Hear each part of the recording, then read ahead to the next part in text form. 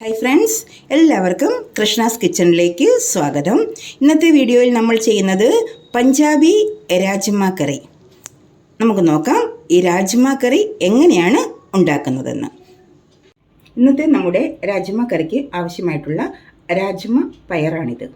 ഇത് നമ്മൾക്ക് ഒരു 10 മണിക്കൂർ കുതിർത്തെടുക്കണം. അതിനായി രാത്രിയിൽ വെള്ളത്തിലിട്ട് വെച്ച് കഴിഞ്ഞാൽ രാവിലെ അത് നന്നായിട്ട് കുതിർന്ന് പാകമായിട്ടിരിക്കും.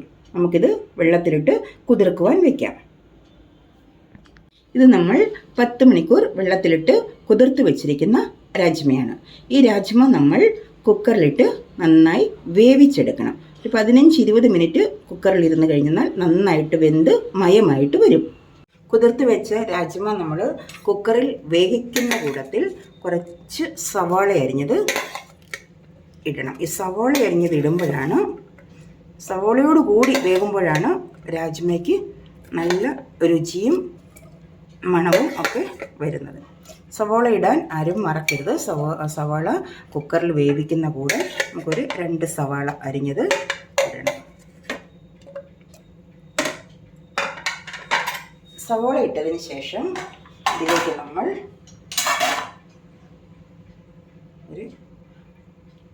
വളരെ കുറച്ച് ഒരു സ്പൂൺ മുളക് പൊടി, വളരെ കുറച്ച് മഞ്ഞൾപ്പൊടി, അതുപോലെ തന്നെ വളരെ കുറച്ച് മല്ലിപ്പൊടി, ഇത്രയും കൂടെ ഇട്ട് നമ്മൾക്കിതിലേക്ക് കുറച്ച് ചൂടുവെള്ളം ഒഴിക്കണം.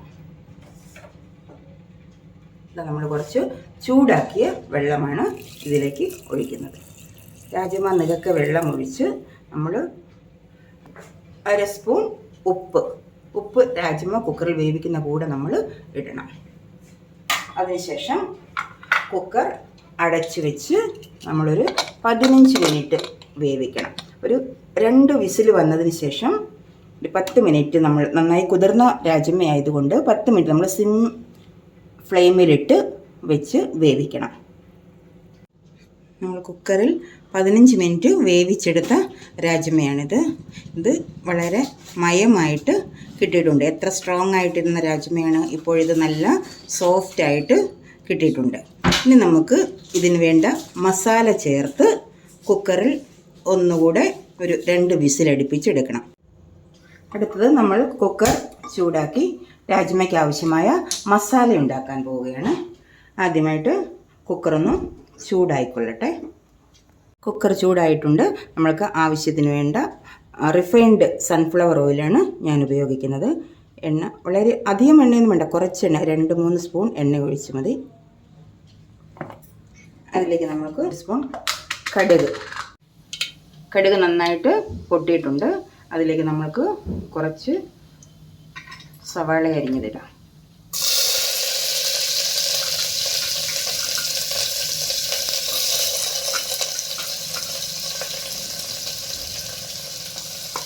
സവാള അരിഞ്ഞതിട്ട് കുറച്ച് കറിവേപ്പില അതുമിട്ട്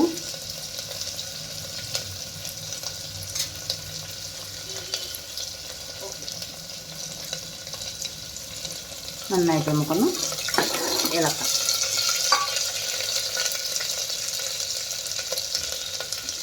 ഒരു 3 സ്പൂൺ മുളക് പൊടി, 3 സ്പൂൺ മുളക് പൊടിയാണ് ഞാൻ ഇടുന്നത്. അതിൻ്റെ കൂടെ ഒരു 2 സ്പൂൺ മല്ലിപ്പൊടി, അതിനുശേഷം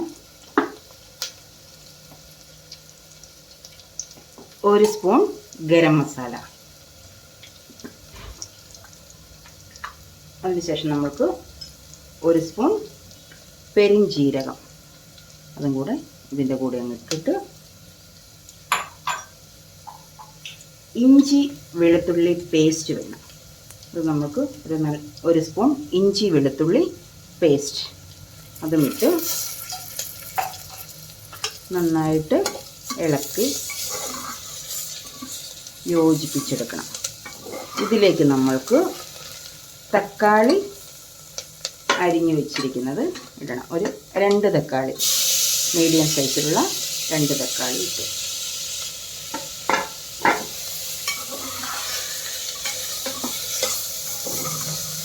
മസാല നന്നായിട്ട് വഴറ്റി വന്നിട്ടുണ്ട്. ഇതിലേക്ക് നമുക്ക് കുറച്ച് 1 കപ്പ് ചൂടുവെള്ളം ഒഴിക്കണം. ചൂടുവെള്ളം ഒഴിക്കുന്നതാണ് എപ്പോഴും മസാലയ്ക്ക് ടേസ്റ്റ് വരുന്നത്. തണുത്ത വെള്ളം ഒഴിക്കരുത്, ചൂടുവെള്ളമാണ് ഞാൻ ഒഴിച്ചിരിക്കുന്നത്. ഇത് നന്നായിട്ട് നമുക്കൊന്ന് ഇളക്കി വഴറ്റിയെടുക്കാം. ഇതാ മസാലയ്ക്ക് നോക്കി നല്ല കളറൊക്കെ വന്നിട്ടുണ്ട്. ഇതിലേക്ക് നമ്മൾക്ക് ഒരു 2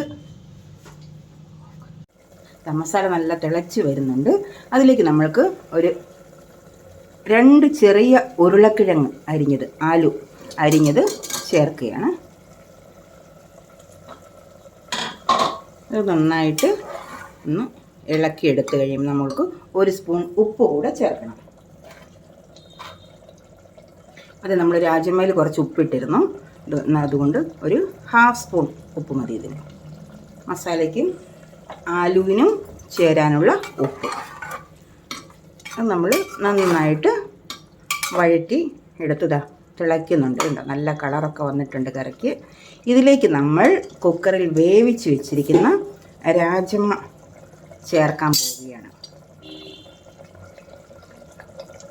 കുക്കറിൽ വേവിച്ച് വെച്ചിരിക്കുന്ന രാജ്മ നമ്മൾ മസാലയിലേക്ക് ചേർക്കുകയാണ്. ഇതാ നന്നായിട്ട് ചേർത്ത് നന്നായിട്ടൊന്ന് ഇളക്കിയെടുക്കണം. ഇനി നമുക്ക് വേറെ മസാലയൊന്നും ഇതിന് ചേർക്കേണ്ട ആവശ്യമില്ല.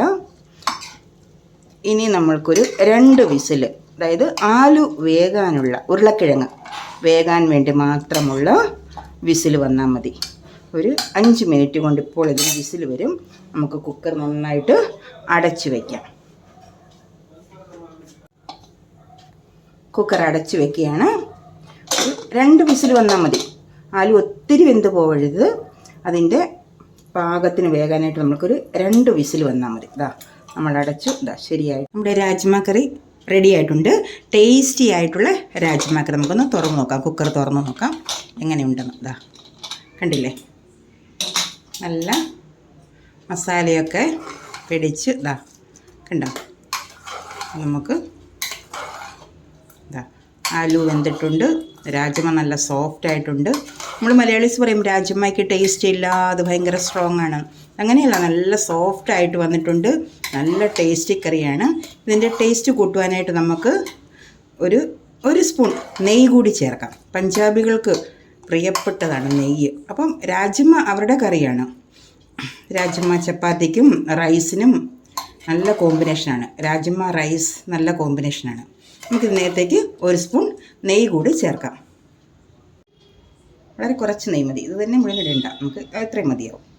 ആ നെയ്യുടെ ടേസ്റ്റ് വളരെ സ്യൂട്ടബിളാണ് രാജ്മയ്ക്ക്. ഓക്കെ, ഇതാ കണ്ടില്ലേ.